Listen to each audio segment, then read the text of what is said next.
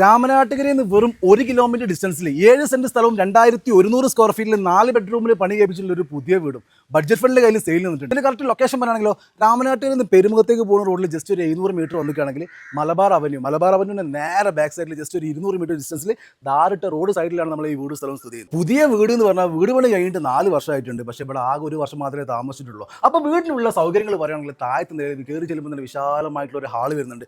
അതേപോലെ തന്നെ 2 ബെഡ്റൂമാണ് വരുന്നത്, 2 ബാത്ത് അറ്റാച്ച്ഡ് ആണ്.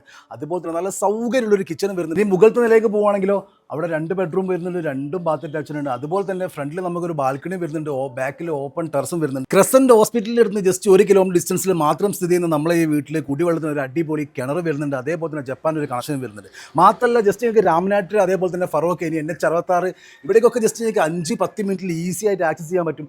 വിദ്യാഭ്യാസത്തിൻ്റെ കാര്യത്തിലോ കോളേജോ ഒന്നും ഇവിടെ ബുദ്ധിമുട്ടില്ല. കാരണം കിംഫ്രയൊക്കെ ജസ്റ്റ് നിങ്ങൾക്ക് 1 കിലോമീറ്റർ ഡിസ്റ്റൻസ് മാത്രമേ വരുന്നുള്ളൂ. എല്ലാ സൗകര്യങ്ങളും ഈസി ആയിട്ട് ആക്സസ് ആവുന്ന നമ്മളെ ഈ 7 സെന്റ് സ്ഥലത്തിനും 2100 സ്ക്വയർ ഫീറ്റിൽ 4 ബെഡ്റൂമിൽ വരുന്ന നമ്മൾ ഈ വീടിന് കൂടി ഇതിൻ്റെ ഓണർ ചോദിക്കുന്ന പ്രൈസ് എത്ര അറിയോ?